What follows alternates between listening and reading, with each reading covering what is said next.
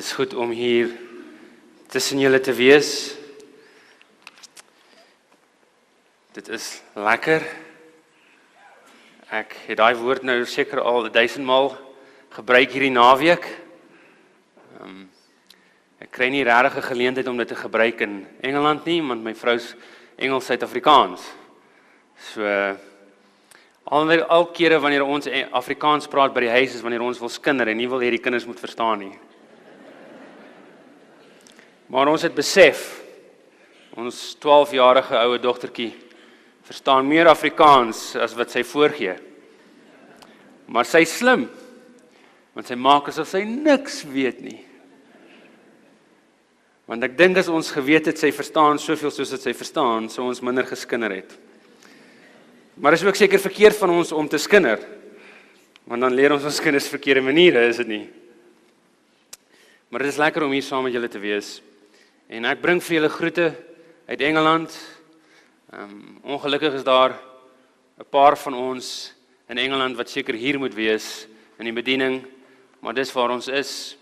Daar is op die oomblik, toe leraar Bertie de Nijssen nog daar was ons 8 Suid-Afrikaanse predikante in die Britse eilande. Ons is nou 7. Hy het besluit om terug te kom huis toe. En ek bring vir julle groete van leraar Robin Lewis. Leraar Robin Lewis is in dieselfde konferensie as wat ek en my familie is. Ons is in die Suid-Engeland konferensie en onlangs het hy geskuif na die Ipswich en Colchester distrikte waar hy die gemeentes daar bedien. En ek bring ook vir julle groete van leraar Alan Hart. Hy is op die oomblik die predikant by Wimbledon. So as julle die geld het om Wimbledon toe te gaan, dink ek julle sal verniet verblyf kan kry. So hy is daar die predikant van die 2 gemeentes in Wimbledon. En dan het ons ook vir leraar Wayne Erasmus, wat in dieselfde konferensie is. Hy is tans die predikant, die senior predikant van Newbold College gemeente. Hy was, tot verlede jaar was hy in die suidkus van Engeland gewees vir omtrent 8-9 jaar, by 'n wonderlike stranddistrik, wat hulle noem Weston-super-Mare. En dan het ons ook vir leraar Clifford Herman, van julle sal hom nie ken nie, hy was in die Kaap se konferensie gewees toe hy in Suid-Afrika was, maar hy is nou daar by ons in Engeland, hy is in die Plymouth, Bodmin en Liscard gemeentes, wat ook in die suide is, die suidste gedeelte van Engeland. Dit is seker die mooiste gedeelte, hulle noem dit Cornwall, of Devon, dis baie mooi. In fact, om die waarheid te sê, dit is so suid, dat die mense wat daar bly, dink hulle bly in hulle eie land. En hulle het hulle eie vlag. Hulle hou daarvan om te sê, dat hulle is die suiwerste Engelse mense wat jy kan kry. Daar waar leraar Clifford Herman is. En dan het ons ook vir leraar Weier Scooter, wat in Ierland is, wat ook onder die Britse eilande Unie val, en hy is daar in die distrikte van Derry en Londonderry. En hy is baie braaf, want die lewe daar is nie maklik vir die mense nie. En daar's 'n geweldige stryd tussen die protestante en katolieke. As jy in Ierland is jy of 'n protestant of jy's 'n katoliek. Dis hoe dit werk. Maak nie saak wat jy doen in die lewe nie. En as jy 'n protestant is jou lewe in gevaar deur die katolieke, en as jy 'n katoliek is jou lewe in gevaar deur die protestante. En hulle kan nie polities regeer nie, so die Engelse regering moet oor hulle regeer, omdat hulle mekaar wil doodmaak die hele tyd. So dit is nogal 'n gevaarlike area. Voorheen het hy my daar deur Belfast gevat. Dis nie dieselfde as die Belfast hier in Suid-Afrika nie. Hierdie ene hier in Suid-Afrika is baie stil, as jy nie besef nie, en dan jy deur hom gery, daar kan jy die onaardige gevoel van gevaar aanvoel, as jy deur die stad van Belfast ry. En so hy is daar. En dan het ons ook vir leraar Jimmy Botha, van julle mag hom onthou.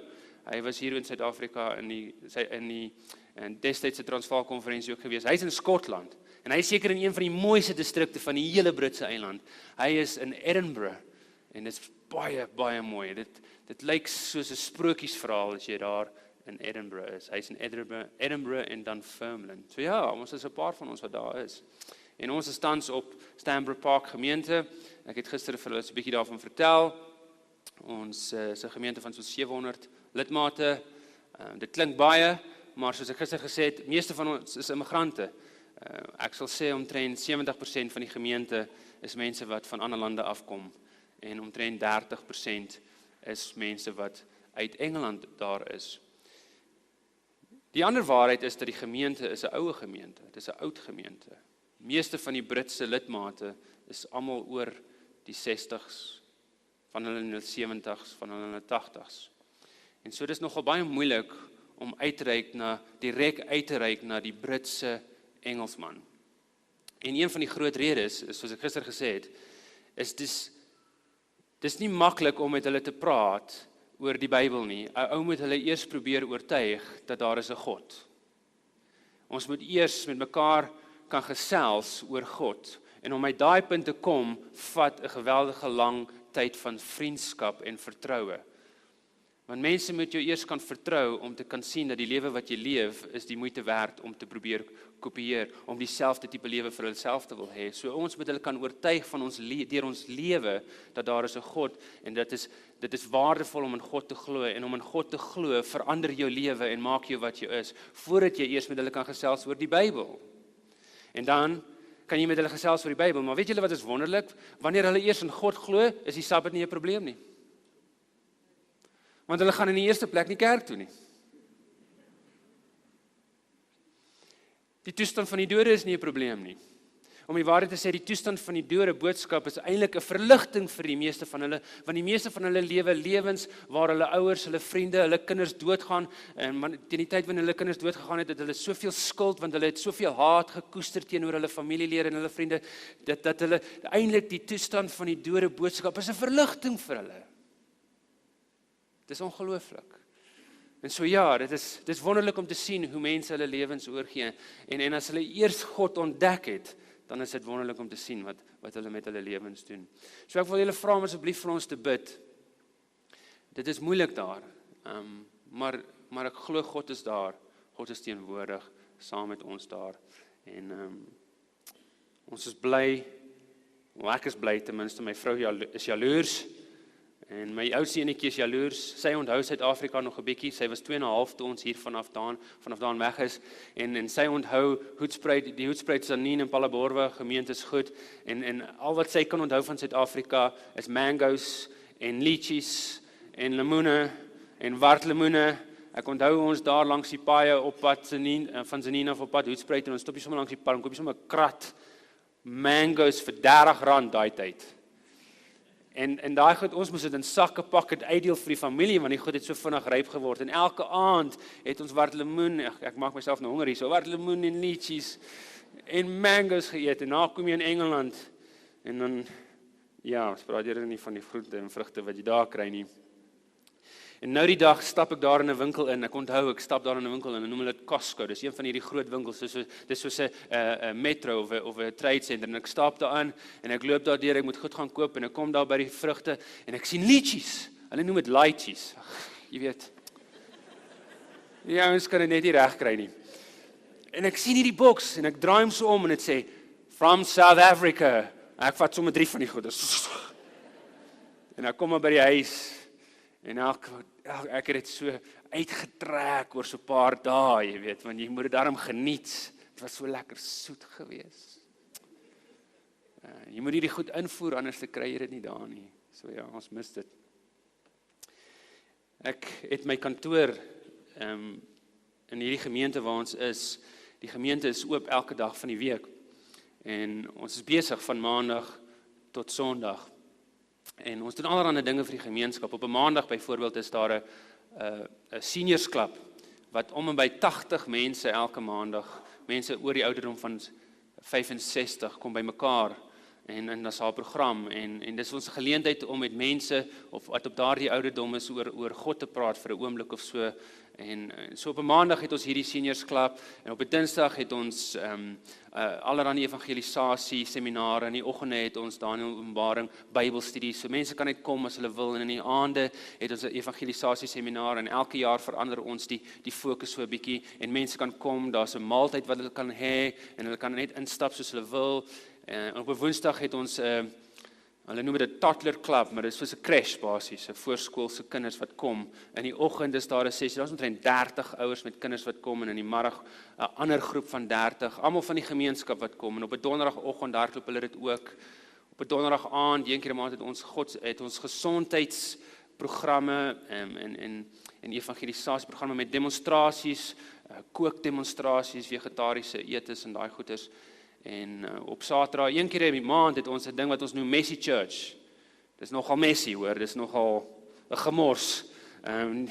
Ons het so 120 kinders wat van die gemeenskap inkom en die gemeentelede meng met hulle en dis verskillende ouderdomme en hulle doen al die kreatiewe goeders en ons het 'n span, ons noem hulle Charlie's Angels. Hulle het elkeen 'n vacuum machine. Wat noem dit in Afrikaans? 'n Stofsuier, elkeen 'n stofsuier. Hulle is die belangrikste span in die hele groep, want hulle moet na die tyd skoonmaak. En dis altyd 'n hartseer verhaal as hulle alles moet opseg en opseg. En so dis wat ons doen een keer 'n maand, het ons hierdie messages en die ouens kom in.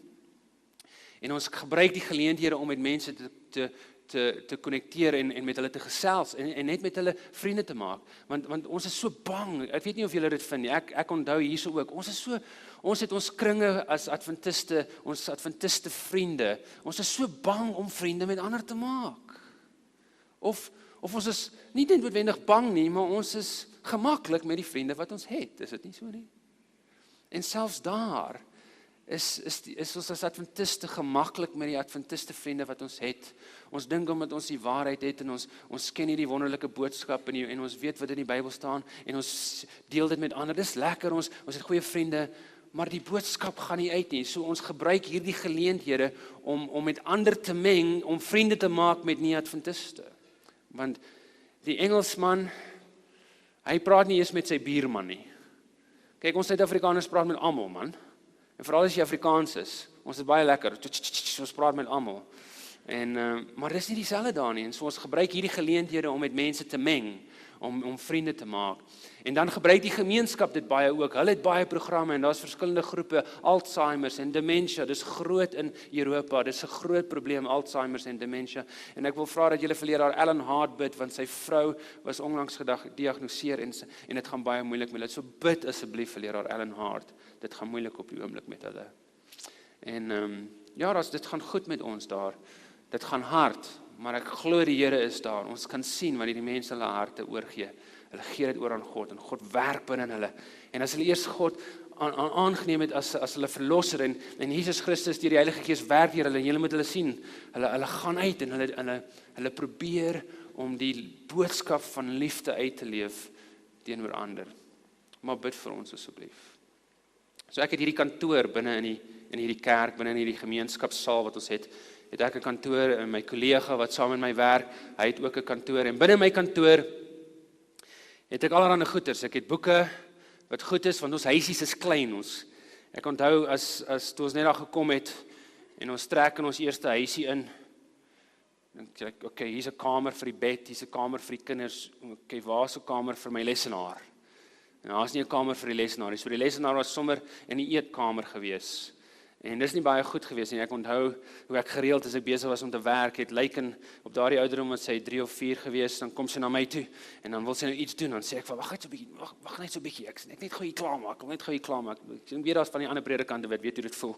Ek wil net gou klaarmaak. En ek onthou eendag hoe ek haar hoor daar binne in haar kamer speel en dan slaan sy die deur en dan hardloop sy uit, dan loop sy terug en dan skree sy iets op haar teddybere en goeters, dan slaan sy weer die deur soos sy uitloop en loop sy weer terug en ek dink, wat gaan aan man? Ek hou nie van hierdie geslaan van die deure nie en ek staan op en ek loop so saggies op by die trappe en ek kom daar en sy slaan hy deur weer so oop en sy loop weer terug en sy sê vir hulle, ek het vir julle gesê, wag so 'n bietjie, ek sal nou terug wees. Dit is tyd dat ek my kantoor moet skuif. En so ek het hierdie kantoor en in my kantoor is hierdie boeke, maar een van die dinge wat ek van nou, een van my stokperdjies, dis 'n seun se stokperdjie is Lego blokkies. Enige een van julle stoks? Kyk, jy's nooit te oud as 'n man om met Legos te speel nie, hoor. Dis net 'n verskoning om 'n seun te kan wees, is dit nie? En so nou wat ek gedoen het vanoggend, is ek het in hierdie sak, het ek 'n Lego blokkies karretjie saamgebring. Nou die oomblik toe ek vir julle gesê dat ek in hierdie sak 'n Lego karretjie het ek julle in 'n posisie geplaas waar julle 'n keuse moet maak of julle my gaan glo of nie gaan glo nie. Nou daar is 'n paar faktore wat gaan beïnvloed of jy my gaan glo of nie gaan glo nie. Byvoorbeeld, een van die faktore kan tyd wees. Watter tyd van die dag? 'n Ander faktor kan miskien wees die plek of die konteks waarin ons onsself vind. Of miskien kan een van die faktore my motief wees. Waarom vertel ek julle in die eerste plek daarvan? Maar een van die belangrikste faktore wat gaan bepaal of julle my gaan glo of nie, is watter tipe verhouding ons met mekaar het. So nou kom ons veronderstel ek wys vir julle en so waar daar is 'n Lego karretjie in hierdie saak, dan hopelik gaan dit ons verhouding teenoor mekaar versterk en volgende keer gaan julle my makliker glo. Maar die teenoorgestelde is ook die waarheid. Maar kom ons veronderstel ek wys nie vir julle nie.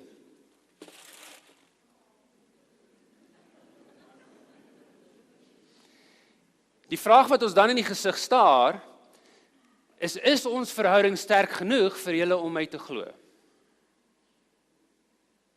Ten spyte dat julle dit nie gesien het nie, en nie weet nie. Met ander woorde, hierdie is 'n beginsel wat ons gereeld sien in Jesus se bediening, in sy aardse bediening, in sy verhouding met sy disippels. So kom ons vat ons Bybels en ons maak dit oop by Matteus hoofstuk 14. Gister, donderdag aand het ons tyd spandeer in Matteus hoofstuk 1, en gister het ek saam met julle gekyk na Genesis hoofstuk 37, maar kom ons maak ons Bybels oop by Matteus hoofstuk 14 vanoggend. Dis 'n welbekende verhaal vir van ons, en is een van daai wat ons as kinders leer, dis een van daai wat ons van hou om te gebruik as stories vir ons kinders. En so kan ons kyk gaan na hierdie verhaal en ons kyk hoe Jesus hierdie selfde beginsel aanspreek in sy disippels. Veral een van sy disippels. Matteus hoofstuk 14, ons stel die verhaal op daar in vers 22 en dit sê die volgende: En net daarna het Jesus sy disippels in die skei laat klim om solank voor hom uit te vaar na die oorkant toe terwyl hy nog eers die mense huis toe laat gaan. Nadat hy die mense weggestuur het, het hy alleen na die berg toe gegaan om te bid. Toe dit aand word, was hy daar alleen. Die skei was reeds 'n paar kilometer van die kus af en is deur die golwe getuister, want die wind was van voor. So hier begin hierdie verhaal en dit vertel vir ons dat Jesus sy disippels in daardie skei plaas en hulle na die oorkant stuur van die See van Galilea sodat hulle om daardie kant sal ontmoet, en Jesus gaan op na die berg. Hy wil 'n bietjie tyd alleen saam met God spandeer in gebed.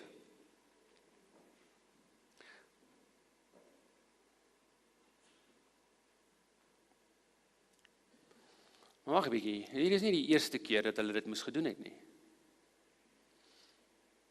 En terwyl hulle daar in daardie skei is, kom die wind weer op, en ons kan onsself net indink dat die disippels miskien moes dalk gedink het, nie alweer nie. Ek meen, hierdie ouens was visserman en hulle was gereeld op daardie see, maar daar was 'n ander keer toe Jesus hulle ook gevra het om oor te gaan na die ander kant, maar hy was saam met hulle in die boot, onthou julle? En toe die storm opgekom het hulle probeer om daardie boot bo water te hou, en toe hulle gevoel het hulle gaan verdrink, uiteindelik het hulle onthou dat Jesus in die boot was en het hulle hom wakker gemaak en gesê: Jesus, hoe kan jy slaap terwyl ons besig is om in die storm te sukkel? En weet jy wat wonderlik is omtrent daardie verhaal? Die feit dat Jesus gemaklik is in die storm. En Jesus staan op en hy maak daardie storm stil. Onthou jy daardie verhaal? En hier vind hierdie disippels in 'n soortgelyke situasie. En dit is interessant om te sien hoeveel kere Christus ons terugbring na soortgelyke situasies waar ons van tevore gestruikel het. Waar ons van tevore by ons sondes geval het, en hy bring ons weer terug daar by daardie plek. En wanneer ons kyk na Jesus se verhouding met sy disippels en hoe hy hulle probeer leer om soos hom te leef, sien ons dat hy hulle gereeld terugbring na soortgelyke situasies waar hulle van tevore gestruikel het. Dink byvoorbeeld aan Petrus en hoeveel keer hy net nie by sy eie trots geval het nie. Hoeveel keer sy eie sondige trots hom net nie laat val het en struikel nie. Ons dink byvoorbeeld aan toe hy Jesus verloon het, toe hy by daardie punt gekom het en Jesus voor daardie Sanhedrin gestaan het en hulle hom bevraagteken het, en toe hulle besef het daar is, toe iemand Petrus herken het en hoe hy Jesus verloon het, 3 keer verloon het. En ons sien hoe hierdie verhaal daar dieselfde situasie homself weer afspeel daar in die boek van Handelinge hoofstuk 4. Petrus en Johannes vind hulle self voor daar dieselfde Sanhedrin op daar dieselfde plek waar Jesus gestaan het en waar Petrus Jesus verloon het. En hierdie keer, in plaas van om te val en te struikel by sy eie trots, maak hy staat op die Heilige Gees en in plaas van om Jesus te verloon, verhoog hy hom. En hy verhoog hom en hy prys hom soveel so dat daardie Sanhedrin onder mekaar begin baklei, maar hulle kan saamstem oor een ding en dit is dat Petrus en Johannes was by Jesus. En hier sien ons Jesus stuur hierdie disippels weer uit op daardie selfde see. Daar kom weer 'n storm op. Hulle vind hulself in 'n soortgelyke situasie. En een van die dinge wat ek van hou van Matteus, is Matteus wil hê dat ons moet verstaan wat dit beteken om 'n disipel te wees in die wêreld. Ons leef in 'n wêreld vandag, in hierdie land, in 'n samelewing waar wêreldse mag, korrupte presidente die krag gee om 'n land tot bankrotskap te kan bring. Ons lewe in 'n wêreld waar die selfverheffende morele waardes van 'n paar die massas rondgooi soos die storms in 'n see. Ons lewe in 'n wêreld waar daar 'n striweling is, daar is hierdie 'n striweling tussen geloof en tussen twyfel, 'n striweling tussen vreugde en skuld, tussen vrede en eie skaamte. Ons lewe in 'n wêreld waar jong mense selfmoordspeletjies met mekaar speel en dit op Instagram vir mekaar sit. Ons lewe in 'n wêreld waar vandag in Suid-Afrika ongeveer 1 in elke 3 kinders voor die ouderdom van 17 een of ander seksuele mishandeling of verkrachting ervaar het. Dit is 800,000 kinders 'n jaar. Dis meer as die populasie van Bloemfontein.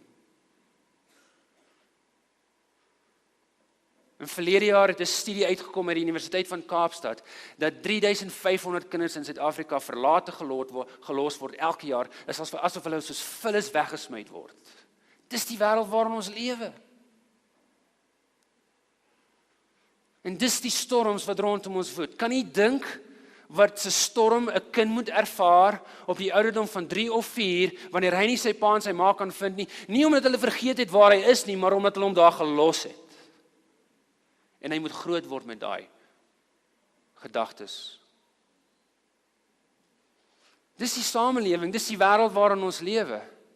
Waar ek belangriker is as die persoon wat langs my staan en wat ek in glo en my waardes en die dinge wat vir my belangrik is belangriker as die ander persoon se tent of karavaan langs my. En dat ons kom vir 'n naweek en ons kuier saam, maar ons kan ons net nie self daarvan weer kry om mekaar te kritiseer vir die dinge wat nie werk soos ons dit wil hê dit moet werk nie. Ons doen ons dit nie. Dis die samelewing. En so as gemeentes, dink net 'n bietjie hieraan. As gemeentes het ons die geleentheid om die liggaam van Christus te wees. Ons het die geleentheid om daardie boot te wees van veiligheid waar ander mense beskerming teen die storms van die lewe kan ervaar. Ons as gemeentes het die geleentheid om na mekaar om te sien, soos Paulus dit vir ons sê in Hebreërs hoofstuk 10. Hy sê deur mekaar aan te spoor tot liefde en goeie dade. Aan te spoor, aan te moedig deur liefde en goeie dade. Julle weet as Sewendag Adventiste het ons die neiging, en ek sê dit met baie respek, het ons die neiging om ons oor so naby aan ons profesie te hou. En dis belangrik. Dis belangrik vir ons om te weet wat Gods woord sê omtrent die einde van die tyd. Maar luister geliefdes, ons het die neiging om ons oor so naby aan ons profesie te hou dat ons nie ons broer of ons suster of ons vriend wat langs ons sit in ons gemeentes se nood kan raak sien nie. En kom ek sê vir u, ons kan die Bybel ken so goed soos wat ons wil. Ons kan weet wanneer Jesus gaan kom, ons kan dalk dit so goed wees dat ons dink ons kan self die tyd bepaal wanneer hy gaan kom, maar geliefdes, as ons nie in ons broers en ons susters se nood kan raak sien en hulle deur radikale liefde kan ondersteun nie, sit ons die boot mis.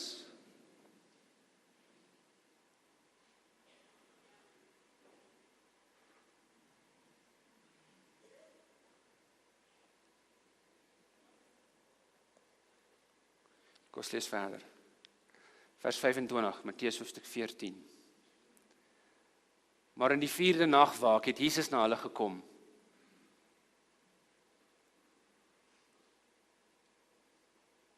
Het Jesus hulle gelos op die water? Nee. Ek hou van hierdie Afrikaanse vertaling. Onthou toe Jesus daar na die boot gelê het, hoe gemaklik hy was in die storm. Daar's 'n storm op hierdie see. Die winde waai. En hierdie vertaling sê vir ons, Jesus loop al wandelend na hulle. Asof hy 'n uitstappie vat. Teen die koppies hier van Sedawen op. Toe die disippels hom, vers 26, op die see sien loop, word hulle ontsteld en sê, dis 'n spook.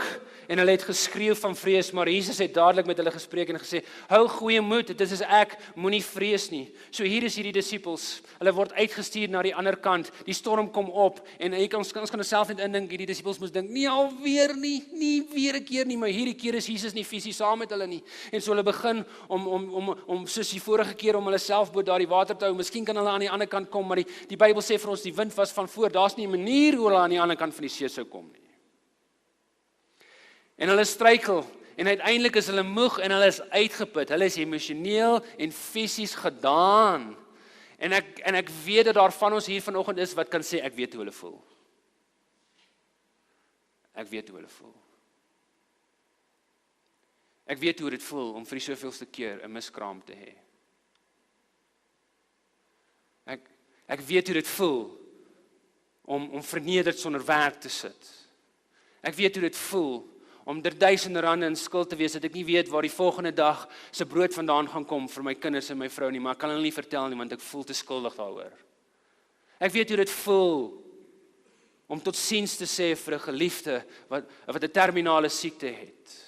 Ek weet hoe daai disippels voel, miskien sit jy hier en jy weet hoe hulle voel.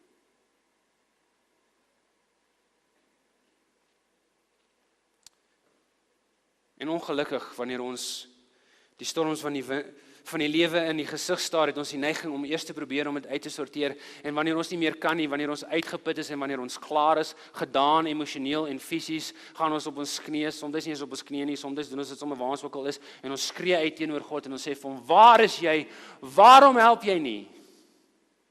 Ek was al daar, ek onthou, hoe my vrou aan die einde van 2012, net voor Kersfees, 'n miskraam gehad het op 18 weke. En dan kom ek sê vir jou, die rede waarom dit so erg was vir ons, was ons is in die eerste plek, wou ons nie eers daai baba gehad het nie. En 'n week voor die miskraam, het sy uiteindelik op haar knieë gegaan, en sy het vrede met God gemaak, dat sy verwagtend is, en 'n week later het sy 'n miskraam.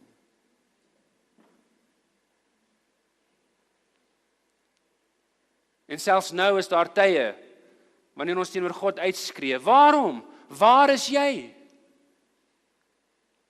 En ons neiging is, in ons oomblikke van nood, in ons oomblikke wanneer ons nie meer weet wat om met die boot te doen, dat ons nie meer weet waarheen om dit te bestuur nie, dat ons uitskree en ons van God verwag dat hy homself aan ons op een of ander wonderlike wyse moet openbaar, en al wat God kan doen is vir ons te sê, ek het al reeds myself aan julle geopenbaar deur my seun Jesus Christus.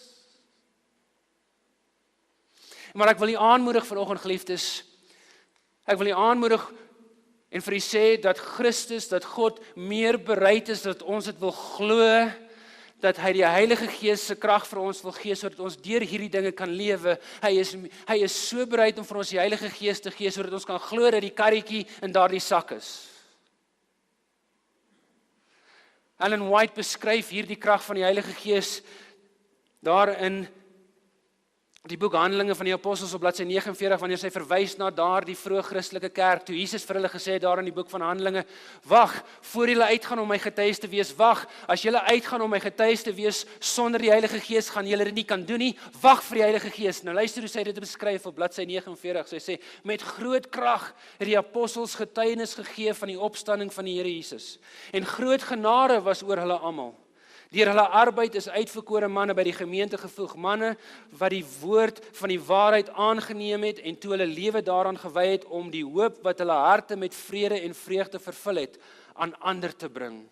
Hulle kon nie weerhou of deur dreigemente afgeskrik word nie. Die Here het deur hulle gespreek en na mate hulle van plek tot plek gegaan het, is die evangelie aan die armes verkondig en wonderwerke van goddelike genade verrig. So kragtig kan God deur mense werk wat geheel en al aan die beheersing van sy gees oorgee. Met ander woorde, as ons swakhede en ons sonde aan God erken en ons lê dit elke dag aan die voete van Jesus Christus, sal ons nie net God die kans gee om magtig deur ons te werk deur sy Heilige Gees nie, maar geliefdes, ons sal ook tot die besef kom dat God is daar in die pyn, hy is daar in die hartseer, hy is daar in die verlies, hy is daar in die alleenheid en hy is daar in die opoffering. Nou kyk gou saam met my, daar's 2 bewyse wat Jesus hier vir die disippels gee om vir hulle te sê dat dit is hy wat hier is by hulle. Kyk gou saam met my daar. Die eerste bewys wat hy vir hulle gee, is hy loop na hulle toe op water. En enige algemene Jood op daardie dag wat sy Ou Testament, wat die Torah geken het, sou geweet het, dat net God die een is wat op water kan loop. En so hier is Jesus besig om op water te loop, en hy doen dit wat die Jode geglo het, net God kan doen. So dis of God of dis 'n spook. En die tweede bewys wat Jesus vir hulle gee, dat dit is hy, dat dit is God, die Messias wat hier na hulle toe op water loop, is die uitdrukking wat hy vir hulle uitspreek, toe hulle uitskree in vrees, onmiddellik wil Jesus hulle gerusstel, en hy sê vir hulle, moenie bevrees wees nie, dit is ek. Die oorspronklike Griekse vertaling, dit is ek, is die woordjie ego eimi. Ego eimi, dis eenvoudig, dis maklik om te onthou, ons kan dit miskien op die skerm sit vir hulle. Ego eimi, dis ek. Nou, ek onthou ons Afrikaanse onderwyser op skool, mevrou Skols, ons het haar Frida genoem, ek weet nie hoekom nie. Eugene, my broer kan my dalk eendag vertel, hy was by haar voor ek, en hy het die stories aangedra, en ek was vreesbevange toe ek by haar klas vir die eerste keer aankom, want sy was streng. Sy was streng. Mense, as jou grammatika nie reg was nie, dan het jy sommer gefail, dan is jy sommer klaar, en sy was so skerp gewees, en ek onthou, ek het altyd 'n C gekry by haar, daai tyd toe ons nog ABC's gekry, ek het altyd 'n C gekry, en ek was so trots daarom op 'n C te kry by mevrou Skols.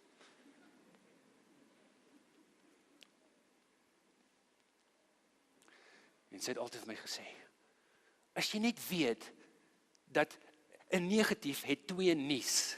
Julle weet hoe dit werk. Nie, en dan eindig jy met 'n nie. So ek het geleer, as jy iets negatiefs wil sê, dan eindig jy met nie. So?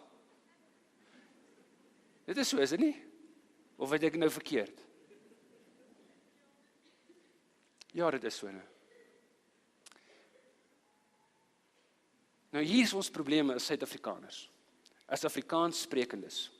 Ons is so bekommerd oor die regte grammatika, dat ons die punt kan mis het.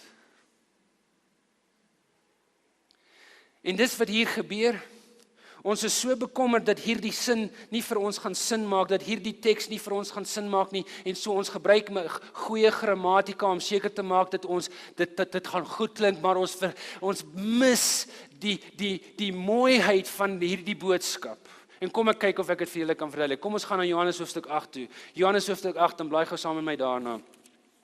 In Johannes hoofstuk 8 vind ons Jesus, en hy is hier besig om met die fariseërs te praat. En hy is besig om hulle op te wen, want aan die einde van hoofstuk 8 wil hulle hom sommer stenig. Hulle is lus vir hom. Hierdie tzaddiks, hierdie regverdiges waaroor ons gepraat het donderdag aand, hulle is lus om hom te stenig aan die einde van Johannes hoofstuk 8. Maar waarom? Waarom is hulle so gretig om hom te stenig? Wel, in Johannes hoofstuk 8 vers 28 sê Jesus die volgende, ek weet dit is nie op die skerm nie, hoofstuk 28 is nie op die skerm nie, hoofstuk 58 is, maar kom ons lees gou eers hoofstuk 28. En dit was so wonderlik om te sien, dit is hier op hierdie boekmerkie, so die van julle wat 'n tent en 'n karavaan het, julle die voordeel om 'n boekmerkie te hê. En hier op die boekmerkie, die nuwe lewende vertaling het dit reg. Hulle is nie bekommerd oor die grammatika nie. Hulle is meer bekommerd oor die boodskap.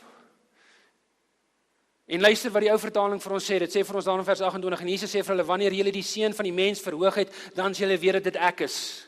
Maar luister na die nuwe lewende vertaling. Jesus het daarop vir hulle gesê, eers as julle my, die seun van die mens verhoog het, sal julle begryp dat ek is wat ek is. Sien julle die verskil? Jesus is besig om hier iets te doen, hy is besig om 'n titel vir homself toe te eien, en hierdie fariseërs is besig om omgekrap te raak met hom, en hulle sê vir hom, maar weet jy nie, ons is die seuns en kinders van Abraham nie. En dan kom Jesus hier in Johannes hoofstuk 8 vers 58, luister mooi wat dit daar vir ons sê, ons kan dit op die skerm sit. Jesus sê vir hulle, voorwaar, ek sê vir julle, voor Abraham was, is ek. Voor Abraham was, is ek. En die oorspronklike Griekse vertaling in hierdie vers is ook ego, eimi, is ek.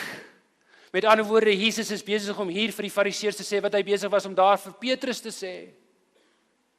En toe Jesus hier vir hulle sê, voorwaar, ek sê vir julle, voor Abraham was ek, het hierdie Fariseërs geweet wat Jesus besig is om hier te doen. Jesus het hier die titel van Jehova vir homself toegeëien. Onthou julle vir Moses hoe hy daar in Eksodus hoofstuk 3 voor God gekom het en toe God vir hom gesê het, hoorie, ek wil hê jy moet Egipte toe gaan en jy moet my volk daar uit Egipte uitbring. En daar in vers 14 sê Moses vir God, hy sê vir hom, wel, wie moet ek vir hulle sê het my gestuur? En God sê vir hom, jy sê vir hulle, ek is wat ek is, het jou gestuur. En so Jesus kom hier en hy sê vir die Fariseërs, ek is, dis ek, die Messias, die een wat die Ou Testament beloof het, ek is God. En die volgende vers wil hulle hom stenig. En so let op dat Jesus kom hier en hy loop daar na die disippels toe en hulle is besig om uit te skree in vrees. Hy doen net wat God kan doen en toe hulle uitskree in vrees, probeer Jesus hulle gerus stel. Moenie bekommerd wees nie, Petrus, dit is ek is. Ek is hier, ek was, ek is, ek sal wees, ek is hier.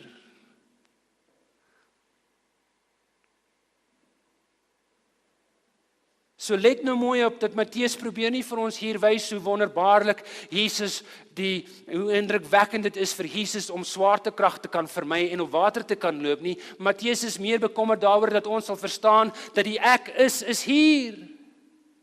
Dat die een wat weet hoe ons pyn voel, die een wat weet hoe ons alleenheid voel, die een wat weet hoe verlies voel, die een wat op daardie kruis gesterf het en die een wat daar opgestaan het en vandag langs die regterhand van God sit, daardie een, die ek is hier. Geliefdes, hy is hier ten spyte van die storm.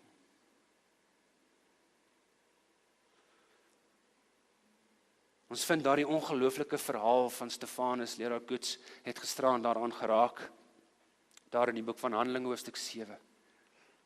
En toe Stefanus daar op sy knieë is, sê dit vir ons, dat die hemele het oopgegaan en hy sien Jesus, die Seun van Mens, staan aan die regterhand van God. En as 'n Sewendag Adventist kan ons nie help nie, maar onmiddellik gaan ons gedagtes na Daniël hoofstuk 7 toe, is dit nie so nie? En ons dink aan daardie prentjie wat Daniël gesien het, daardie visioen van hoe God hierdie regter daar op sy regterstoel sit en hoe die Seun van die Mens daar aan die regterhand van God sit. Maar daardie prentjie, daar's iets anders omtrent daardie prentjie as die prentjie van Stefanus. Dit wat Stefanus gesien het is 'n bietjie anders. Jy sien wat Stefanus gesien het is 'n Seun van die Mens wat aan die regterhand van God staan. Nou dis anderste. Let op wat Ellen White sê, op bladsy 100, sy sien hierdie toneel en dis wat sy beskryf, sy sê, hierdie Stefanus, hy het die toneel rondom hom nie meer gesien nie, vir hom het die hemelpoorte oopgegaan en toe hy daarin kyk, sien hy die heerlikheid van die Jehova van God en daar sien hy Christus, asof hy pas van sy troon opgestaan het om sy diensknegt te ondersteun. Met ander woorde, Jesus, hy is so gespanne, hy kan nie daar sit en kyk wat met Stefanus besig is om te gebeur nie. Hy moet opstaan en daar die hemelpoorte oopmaak sodat Stefanus kan sien dat hy empatie het met hom en hy wil hê Stefanus moet verstaan dat hy daar is om hom te ondersteun. Hy kan voel wat Stefanus gevoel het. Hy weet wat dit beteken.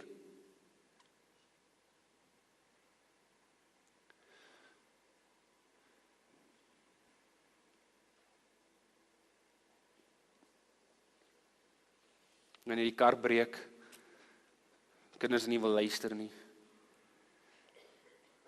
Wanneer die kinders sukkel, wanneer die werk 'n probleem is, wanneer die huwelik in duie stort, wanneer ons op breekpunt is en ons nie meer wil lus is vir die lewe nie. Ek weet hoe dit voel, geliefdes. Hierdie sondige liggaam waarin ons lewe, hierdie sondige lewe waarin ons lewe, gaan ons daar bring weer 'n keer op 'n tyd. En so ek wil vir julle 'n waarskuwing hier voor lê. Let op wat gebeur volgende. Kom ons lees vanaf vers 28. En Petrus antwoord hom en sê, Here, as dit U is, wat? Here, as dit U is, as dit U is, beveel my om op die water na U te kom. En hy sê, kom Petrus klim toe van die skei af en loop op die water om na Jesus te gaan. Maar toe hy die sterk wind sien, het hy bang geword en toe hy begin sink, roep hy uit en sê, Here, red my. En Jesus het dadelik sy hand uitgesteek en hom gegryp en vir hom gesê, klein gelowige. Ek hou daarvan, Jesus is daar op die water, hy wag nie tot hy in die boot is en dit vir almal te sê nie. Hy sê dit vir hom daar, want hierdie boodskap is vir Petrus, dis nie vir die ander nie. Klein gelowige, waarom het jy getwyfel? Getwyfel om wat?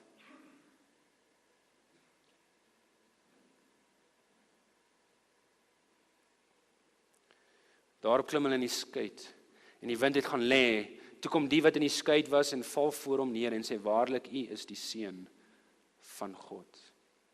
So nou en dan as ek van die huis af weg is, en so 'n paar jaar gelede was ek vir 2 weke, 2 keer 'n jaar van die huis af weg as gevolg van studies. Maar een van die wonderlike dinge wat vir my absoluut fantasties is as ek huis toe bel en een van die kinders tel op en al wat ek hoef te sê is, hallo, Daddy! Al wat hulle hoef te doen is om my stem te hoor. En hulle weet is ek. Ons leef in 'n wêreld waar ons probeer om onderskeid te tref tussen die geraas van die wêreld en die stem van Jesus Christus. En geliefdes, ons kan nie onderskeid tref tussen die geraas van die wêreld en die stem van Jesus Christus deur net 1 preek 'n week of 'n kampvergadering nou en dan by te woon nie. Dit vat tyd. Dit vat 'n intieme verhouding. Ek onthou die jare toe ek 'n proponent was, ek hoop nie leraar Gerard Visser is hier nie, maar leraar as jy hier is, ek hoop ek mag hulle vertel. Ek onthou toe ek 'n proponent was, ek was eers hier saam met leraar Pieter Simpson en toe was ons daar op die Rode Poort, Randfontein, Kreersdorp area en leraar Visser was my senior predikant en ek onthou hoe ek vir hom en tannie Hannetjie gaan kuier het. Dit was so lekker om vir hulle te gaan kuier. Ek het altyd tee en koek gekry. Maar gaan kuier vir hulle. En dit was lekker om in hulle geselskap te sit want hulle het lekker baie gepraat. Die van julle wat aan die Hannetjie ken. En dan praat hulle, maar weet jy wat lekker was? Jy sit daar en jy weet nie meer vir wie jy te kyk nie, want hulle maak mekaar se sinne klaar. En dit was so lekker om na te kyk. Nou besef ek oor 2 jaar sal ek en Lara getroud wees vir 20 jaar. En die van julle wat al lank getroud is, julle weet hoe dit voel, dat in hierdie tyd begin jy mekaar se sinne klaar te maak. Is dit nie so nie? Nou soms maak jy die sin verkeerd klaar.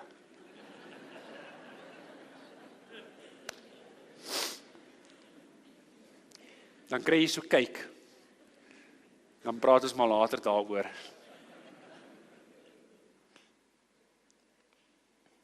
Maar dit kan slegs plaasvind as jy mekaar ken. En diep en met intimiteit ken. Ek sê gisteroggend vir die jong mense, luister mooi, ek sê vir hulle gistermiddag vir hulle dat die intiemste ding wat kan gebeur tussen paartjies. Die mees intiemste ding wat kan gebeur tussen paartjies.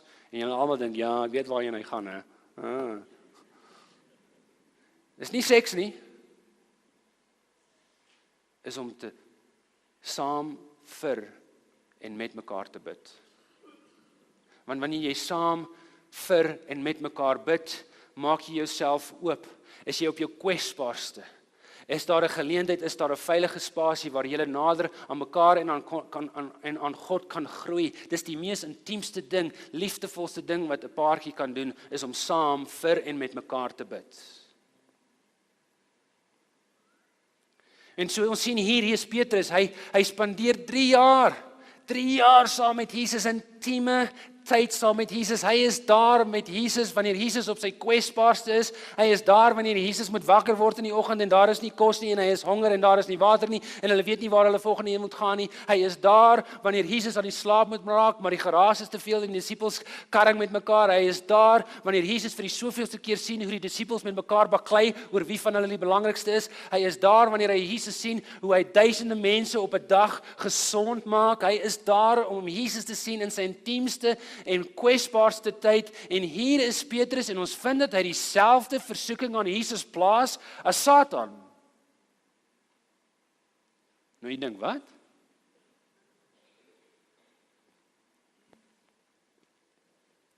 Hou die vingers hier by Matteus 14. Blaai gou saam met my na Matteus 4 toe. Kyk hier in Matteus hoofstuk 4. Hier in Matteus hoofstuk 4, Jesus is net gedoop en daar is hy in die woestyn in en wanneer hy in die woestyn kom Satan daar by Jesus aan en hy maak 3 versoekings aan Jesus. En daardie 3 versoekings aan Jesus is om sy identiteit te bevraagteken.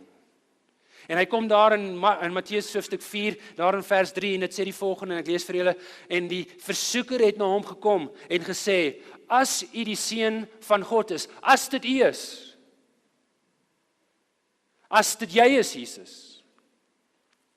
En as ons 'n paar verse oorgaan na vers 6 toe, weer eens sê hy vir hom, as u die seun van God is, as dit jy is. Nou waarom bring ek dit op? Waarom klink Petrus se versoek aan Jesus soveel so Satan se versoek? Geliefdes, ons het die neiging om na hierdie verhaal van Petrus te kyk en om te loof en te prys vir die feit dat hy braaf genoeg was om op daardie water te klim en na Jesus toe te loop. En ja, daar is niks daarmee verkeerd met 'n boodskap wat sê dat ons moet op Jesus se krag vertrou, dat hy ons uit ons gemaksone sal haal, sodat ons na ons vriende kan uitgaan en na die vreemdelinge kan uitgaan en vir hulle die liefde van Jesus kan vertel. Daar's niks daarmee verkeerd nie. Maar wanneer ons daardie boodskap in hierdie konteks in plaas, mis ons 'n baie belangrike punt. Matteus is nie soveel bekommerd oor die feit dat Petrus na Jesus toe kan loop op water nie. Hy is meer bekommerd oor die feit dat Petrus in die eerste plek getwyfel het dat Jesus daar is. Dat die ek is hier. Ten spyte van die feit dat jy hom nie kan sien nie, ten spyte van die feit dat jy hom nie kan voel nie, ten spyte van die feit dat jy nie weet of daardie karretjie daar is nie, hy is hier. Hy is hier by ons.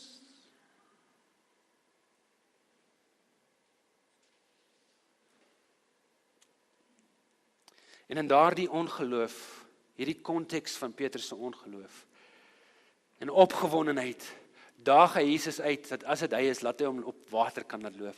En hy klim met daardie opgewondenheid uit daardie boot uit, en sy voet raak aan daardie water, en hy kan sien, dis soos grond, en hy begin loop. Maar Petrus is nie besig om staat te maak op God nie. Hy is meer geïnteresseerd in wat hy kan doen. En Ellen White beskryf hierdie toneel so wonderlik daar in Koning van die Eeue.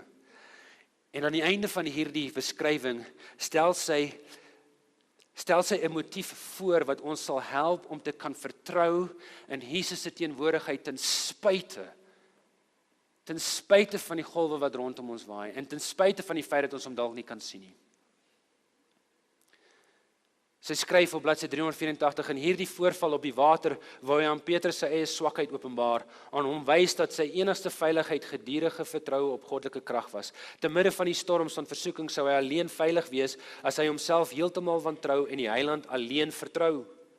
Petrus was swak op die punt waar hy gedink het dat hy sterk was, en nie alvorens hy sy swakheid besef het nie, sou hy sy behoefte besef om op Christus te vertrou nie. As hy die les sou geleer het wat Jesus hom in die ondervinding op daardie water wou leer, sou hy nie beswyk het toe hy die groot toets moes deurmaak nie. Dag na dag leer God sy kinders. Deur die omstandighede van die daaglikse lewe berei hy hulle voor om hulle rol te speel in die groter toneel waartoe hy sy voorsienigheid hulle roep. Dit is die uitslag van die daaglikse toets wat hulle oorwinning of neerlag bepaal in die groot krisis van die lewe. Nou luister mooi, want sy is besig nou om na 'n punt toe te werk. Sy sê diegene wat hulle gedurende afhanklikheid van God nie besef nie. En dit laat my dink daar aan Matteus hoofstuk 5 vers 3 waar Jesus daar die preek op die berg open en hy sê geseënd is die wat hulle afhanklikheid van God erken. Aan hulle behoort die koninkryk. Sy sê diegene wat hulle gedurende afhanklikheid van God nie besef nie, sal oorwin word deur versoeking. Ons mag nou dink dat ons voete vas staan en dat ons onwankelbaar is. Ons mag met vertroue sê ek weet op wie ek vertrou het. Niks sal my geloof in God en sy woord laat wankel nie, maar die Satan lê op die loer om gebruik te maak van ons aangebore en aangeleerde karakterneigings en ons oë te verblind vir ons eie behoeftes en gebreke. Luister nou mooi, alleen deur 'n besef van ons eie swakheid en deur ons oë op Jesus gefestig te hou, kan ons veilig wandel. Dit laat my dink aan die verhaal van my vriende. Ons het vriende wat 'n seentjie gehad het. Die seentjie is gebore op die ouderdom van 23 weke.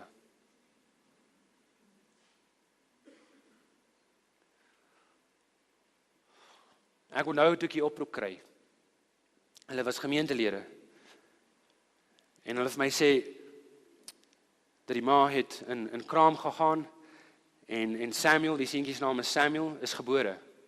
Wat? Nou? Dis nie eens halfpad nie. 23 weke. Of 24 of 25, mag dalk die weke verkeerd hê. Maar 23 klink erger, is dit nie? Kom ons gaan met 23.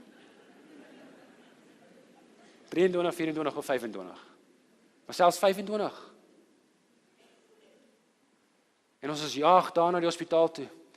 Daar in die hospitaal in Cambridge, was nie baie ver van ons af gewees nie, Cambridge kinderhospitaal.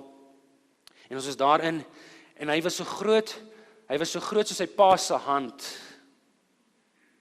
En hy was op daar aan 'n masjiene, jy kon hom omtrent nie sien nie, jy moes soek tussen al die masjiene, en ons daar vir hulle gebid het, dag na dag, vir maande, hy was in daardie hospitaal vir maande. En weet julle wat is wonderlik, vandag is Samuel 6 jaar oud.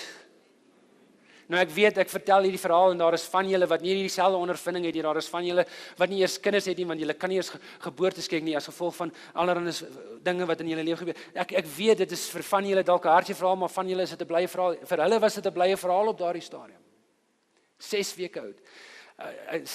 6 jaar oud Samuel. En hy's 'n wonderlike seentjie. Hy wil alles doen. Hy dink hy is Superman. Hy dink hy is elke hero in een. Hy wil alles doen. Hy wil alles aanvat. Hy wil alles probeer. Hy wil alles sê. Hy's net wonderlik. Hy het soveel wilskrag, maar hy is bang vir die donkerte. Want hy kan nie goed sien nie. Sy sig is baie swak. En so een middag gaan eet ons by hulle en ons was lank die middag by hulle gewees en die son het begin sak en ons het begin honger raak. Toe besluit ons gaan gou winkel toe gaan en ons gaan 'n bietjie kos kry vir aandete. En toe ons by die winkel uitkom, toe is dit pikdonker. En in daardie oomblik gryp Samuel aan sy pa se bene uit vrees vir die donkerte want hy kan nie sien nie. En ek onthou ek was daar langs hulle gewees. Dit het nou onlangs gebeur, sy pa tel hom op, sy pa vat sy gesig, sy draai sy gesig na hom toe, dat sy oë sy pa se oë kan sien en al wat sy pa vir hom hoef te sê en sy pa is baie rustig, sy sê vir hom, moenie worry nie Samuel, ek is hier, ek kan sien, ek kan alles sien wat rondom my is, daar's niks wat jy hoef voor bang te wees nie.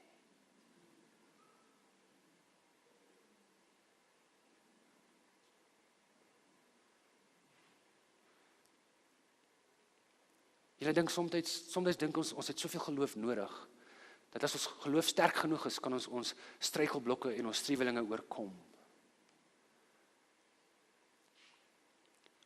Maar wanneer die Heilige Gees deur ons werk, besef ons dat geloof is om te glo dat God teenwoordig is en in beheer is ten spyte van die storms wat rondom ons woed. Hierdie Christus wat ons verlosser is, hierdie Christus wat die Messias is, hy is die beloofde een, hy is die een wat die Ou Testament beloof het, hy is die seun van Dawid, hy is die seun van Abraham, hy is die middelpunt, die sentrale punt van geskiedenis, alles wat voor hom gebeur het, wys na hom toe, alles wat na hom gebeur het, sy aardse bediening wys terug na dit, hy is ten volle mens, hy is ten volle God, hy is die heerser oor die wyse, onthou die verhaal van die wyse manne wat daarna hom toe gekom het en hulle knieë gebuig het voor hom, maar hy is nie net die heerser oor die wyses nie, hy is ook die herder van die wat swak is, hy is die goeie herder, hy het 'n nuwe era van verlossing ingewy, hy het sonde 'n uitklophou gegee, hierdie Christus is die een wat sy grootste vyande en gewelddadigste mense liefgehad het, hy het sondaars lief, hy het jou en my lief, hy is die verlosser koning, Johannes die Doper het hom aangekondig as die verlosser koning, as die lam van God. Hy is die regverdige regter, hy is gevul met God die Heilige Gees gewees. God was lief vir hom soos sy eersgeborene, hy is die nuwe arm, hy is die ware Israel, hy is die lig vir die wêreld en hy is die hoop vir alle nasies. Geliefdes, kan julle die wonder, die gewig, die asemrowendheid van hierdie prentjie van Jesus raak sien? En al wat ons hoef te doen, al wat hy van ons vra, is om ons swakhede en ons sondes te erken en dit daagliks by sy voete, by die kruis te lê. En as ons dit doen, sal ons deur die krag van die Heilige Gees ons oë op hom gefokus kan hou en in vertroue die daaglikse lewe kan wandel, dat hy teenwoordig is, ten spyte van die feit dat ons nie weet of hy in daardie sakkie is of nie, maar hy is daar.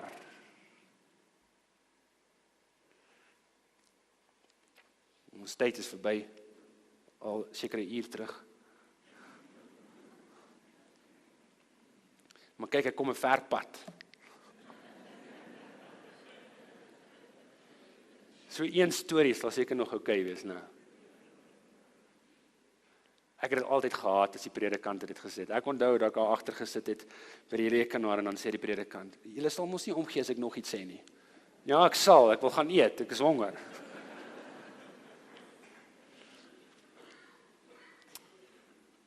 Ons meisie, ons oudste meisie het laerskool klaar gemaak verlede jaar in Julie. Die skooljaar in Engeland begin in September en hy maak klaar die volgende jaar in Julie. En ongelukkig begin hulle, soos ek gister gesê het, vroeër as die kinders in Suid-Afrika. As jy laerskool toe gaan, is jy het gewoonlik op die ouderdom van 4 of 5, hangende van wanneer jy verjaar, dis wanneer jy met laerskool begin. En hoërskool begin jy op die ouderdom van 11 of 12, gewoonlik 11. So sy is 11 gewees toe sy hoërskool begin het. En ek onthou verlede jaar in Julie was dit die afskeidsfunksie vir die jaar 6. Jy's in jaar 6 as jy jou laaste jaar op laerskool is. En daar sit ons jong meisiekind, 11-jarige meisie, sit sy daar op die verhoogie, en dit was 'n klein skool, 'n klein Christelike skooltjie waar sy was. Hulle was 8 kinders, 8 standaard graad 6, sit hulle daar op die verhoog. En daar sit al die ouers van hierdie kinders daar. Trots op ons kinders. En daar staan hulle onderwyser op en hulle het die voorreg gehad om hierdie onderwyser vir 4 jaar te hê van hulle laerskoolloopbaan. En dit was so wonderlik om te sien hoe hierdie onderwyseres wat van hulle begin om die een kind na die ander een te loof en te prys. En te verhoog vir die tipe kind wat hulle geword het. Een na die ander een. En toe hulle by ons kind kom, toe kon ons nie die trane mee hou nie. Sy het die prys vir kuns gewen. Sy is 'n baie kunstige meisiekind. Dit het nie met my gekry nie. Ek kan net stokmannetjies teken. Ja. Dis hoekom ek so baie pak gekry het by ons tegniese tekende onderwyser. Maar weet jy wat is fantasties gewees? Toe sy daar klaar is, dit het haar omtrent 'n halfuur gevat om deur hulle almal te gaan. Het ons nie daar gesit en gedink, ja, right, wat 'n nonsens vertel sy nou vir ons nie. Ons was almal, daar was nie 'n droë oog in daai gehoor onder daai ma's en pa's nie. Jy sien, toe sy daardie kinders begin prys het, en daardie kinders begin verhoog het vir wie hulle is, en vir wat hulle geword het, ten spyte van al die moeilikheid wat hulle vir haar gegee het oor die jare, het sy ons ingetrek in daardie prys en daardie verhoging van daardie kinders. En ons kon nie help maar om daardie genot wat uit die diepte van haar hart en uit die opregtheid van haar hart uitgekom het, ons kon nie help maar ingetrek te word en deel te voel van daardie prys en daardie verhoging van daardie kinders nie. C.S. Lewis skryf in Reflections on Psalms die volgende, hy sê op bladsy 97, deur ons te beveel om Christus te verhoog, nooi God ons uit om hom te geniet. Deur ons te beveel om Christus te verhoog, nooi God ons uit om hom te geniet. Met ander woorde, deur op God se teenwoordigheid te vertrou ten spyte van die storms wat rondom ons woed, verhoog ons Jesus Christus se naam. En wanneer ons bereid is om op hom te vertrou ten spyte van wat om ons lewens aangaan, kyk ander mense na ons en kan hulle nie help om ingetrek te word in daardie prys en daardie verhoging, en kan hulle nie help om te wil weet wie hierdie Jesus is wat ons verhoog nie. So my uitdaging vanoggend is ten spyte van wat nou of môre of volgende jaar met julle gaan gebeur en met my gaan gebeur. Ten spyte van die storms wat rondom ons woed. Kom ons vertrou. Kom ons vertrou op die onsigbare teenwoordigheid van Jesus Christus. Nie sodat ons soos Petrus op water kan loop noodwendig nie, maar sodat ons kan getuig van Jesus se liefde, van Jesus se asemrowendheid, van hierdie wonderlike Jesus Christus wat op die kruis vir ons gesterf het en op 'n Sondagoggend opgestaan het, en sodat hy nou langs die Vader in die hemel, en ek sê vir die geliefdes, soms staan hy langs daai Vader, want hy wil hê ons moet weet hy is by ons. Die ek is hier. Hy's hier. Hy's hier. Kom ons bid saam. Here,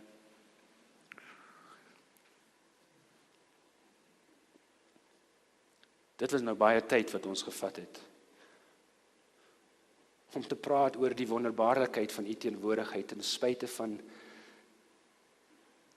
dit wat soms rondom ons gebeur en in ons gebeur. En Here, hoe as ons in vertroue soos Paulus en Silas U naam kan prys en verhoog ten spyte van 'n onsigbare teenwoordigheid.